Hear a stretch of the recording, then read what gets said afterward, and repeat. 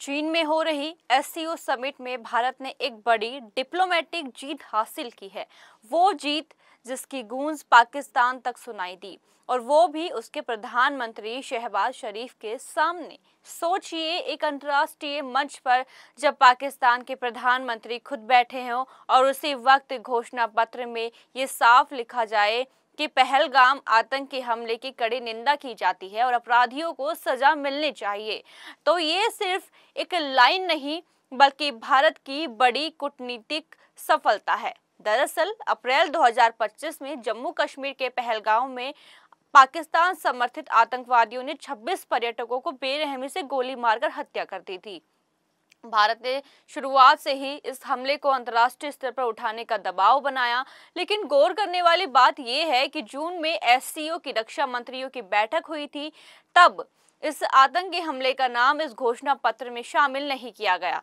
भारत ने तब साफ कहा था कि अगर पहलगाम हमले को मान्यता नहीं मिलेगी तो वह दस्तावेज पर साइन नहीं करेगा। यही भारत की सख्त डिप्लोमेसी का असर है कि आज उसी एससीओ के डिक्लेरेशन में पहली बार पहलगाम आतंकी हमले की कड़ी निंदा की गई। और मजेदार बात ये रही कि उस वक्त पाकिस्तान का प्रतिनिधित्व करने वाले प्रधानमंत्री शहबाज शरीफ वहां मौजूद थे, यानी सीधे उनके सामने भारत की कूटनीति ने उन्हें आईना दिखा दिया। प्रधानमंत्री नरेंद्र मोदी ने अपने संबोधन में आतंकवाद को पूरी दुनिया के लिए खतरा बताया।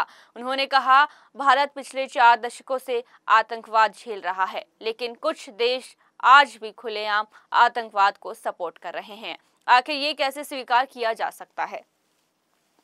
मोदी ने साफ संदेश दिया कि आतंकवाद के खिलाफ कोई समझौता नहीं होगा और इस लड़ाई में हर देश को ठोस कदम उठाना होगा।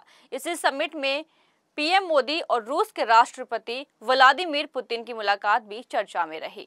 दोनों नेताओं ने करीब 40 मिनट तक बातचीत की और भारत रूस के रिश्तों को और मजबूत करने की बात कही।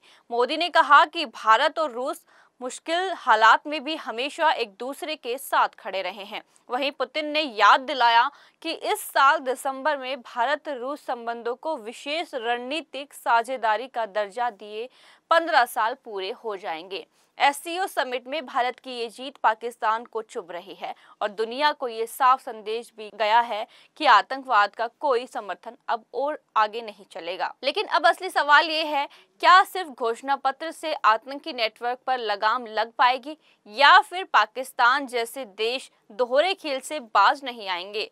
फैसला तो आने वाला वक्त ही बताएगा, लेकिन इतना तय है कि भारत ने एक बार फिर दुनिया को याद दिला दिया है कि आतंकवाद सिर्फ भारत का नहीं बल्कि पूरी मानवता का दुश्मन है। फिलहाल के लिए इतना ही। देखते रहिए जनता दरबार न्यूज़। नमस्कार।